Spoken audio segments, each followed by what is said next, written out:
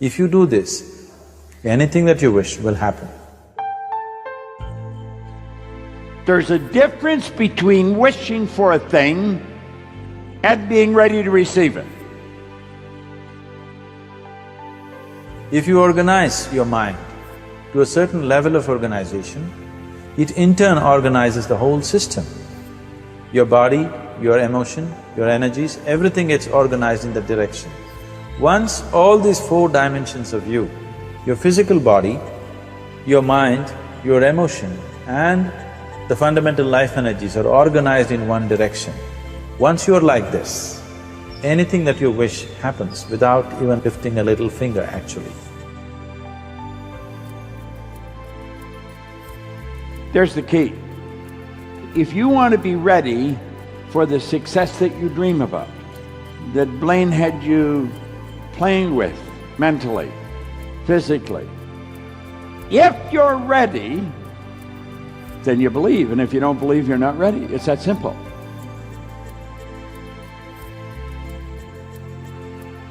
The state of mind must be belief and not mere hope or wish. You see, the largest gap between successful and unsuccessful people in life is the thinking gap. Successful people think differently than unsuccessful people. This is the sad truth. Most people, it's hope and wish. Gotta hope this thing happens. If I go there, I wonder if it'll happen. You gotta decide it's gonna happen. It's gotta be a decision you make. And it's gotta be an irrevocable decision. It's not conditional on anything.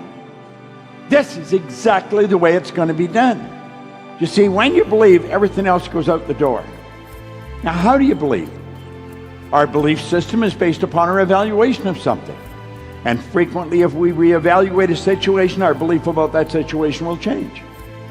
Even without doing any activity, you can still manifest what you want if you organize these four dimensions in one direction and keep it unwavering in that direction for a certain period of time. Right now the problem with your mind is, every moment it is changing its direction.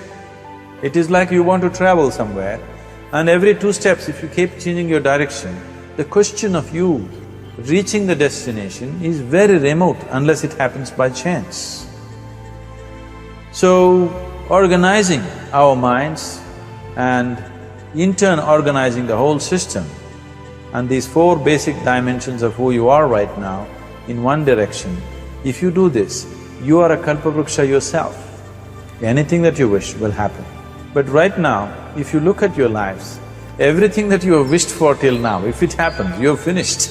Everything and everybody that you have desired for, if all of that lands up in your house today, could you live with that?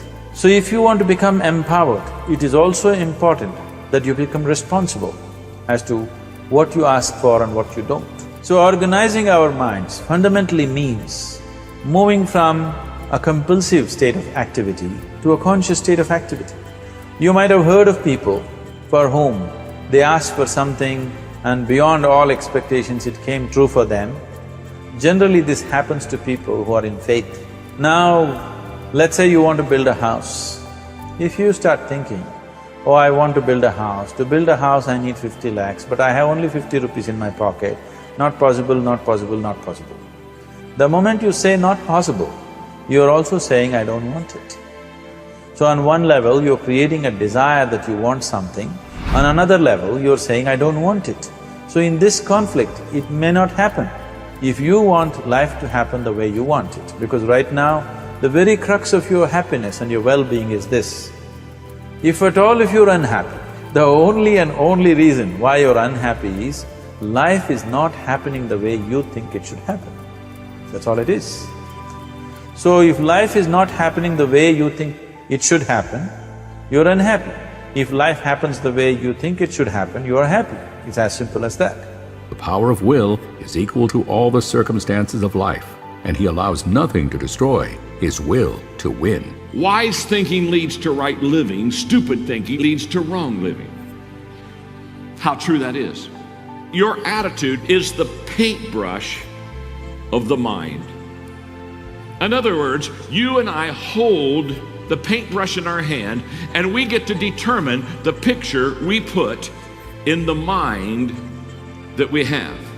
The right attitude toward defeat is that which refuses to accept it as anything more than temporary. And this is an attitude that one can best maintain by so developing his willpower that he looks upon defeat as a challenge to test his mettle.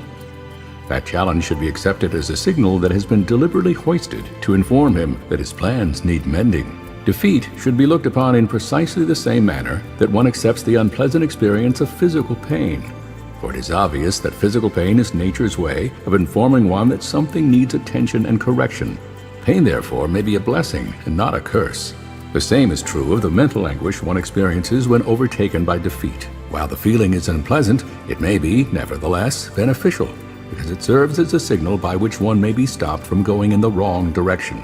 So if life has to happen the way you think it should happen, first of all, how you think, with how much focus you think, how much stability is there in your thought, and how much reverberance is there in the thought process will determine whether your thought will become a reality or is it just an empty thought. How you do not create any impediments for your thought by creating negative thought process. Is something possible or not possible? Is destroying humanity. What is possible and not possible is not your business, it's nature's business. Your business is just to strive for what you want. If I ask you two simple questions, I want you to just look at this and answer this. Right now from where you're sitting, can you just fly off? You say no. Right now from where you're sitting, can you get up and walk? You'll say yes. What is the basis of this? Why you say no to flying and yes to walking? Because past experience of life, many times you've gotten up and walked, never did you fly off. Or in other words, you're using the past experience of life as a basis for deciding whether something is possible or not possible. Or in other words, you have decided that what has not happened till now cannot happen in your life in future. This is a disgrace to humanity and the human spirit. What has not happened till now on this planet can happen tomorrow. Human beings are capable of making it happen tomorrow. So what is possible and what is not possible is not your business. That is nature's business. Nature will decide that.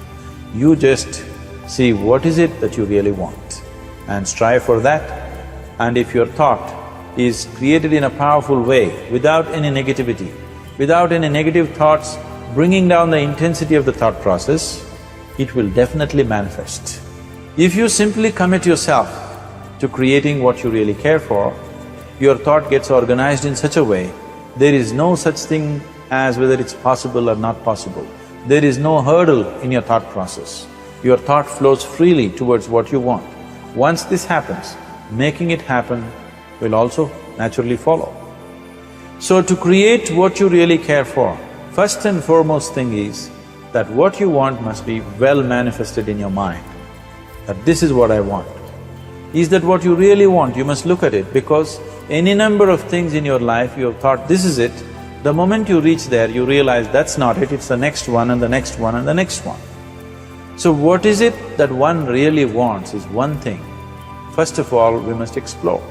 Once that is clear and we are committed to creating it, now there is a continuous process of thought in that direction. Once you can maintain a steady stream of thought without changing direction, definitely this is going to happen in your life, or it will definitely manifest as a reality in your life. So all that you need to do is commit yourself to creating it, to create a peaceful, joyful and loving world, both for yourself and everybody around you. Every day in the morning, if you start your day with this simple thought in your mind, that today, wherever I go, I will create a peaceful, loving and joyful world. If you fall down 100 times in a day, what does it matter? For a committed man, there is no such thing as failure. If you fall down 100 times, 100 lessons to be learnt. If you commit yourself like this to creating what you really care for, now your mind gets organized. Once your mind gets organized, the way you think is the way you feel, your emotion will get organized. Once your thought and emotion is organized, your energies will get organized in the same direction. Once your thought, emotion and energies are organized, your very body will get organized. Once all these four are organized in one direction, your ability to create and manifest what you want is phenomenal. You are the creator in many ways.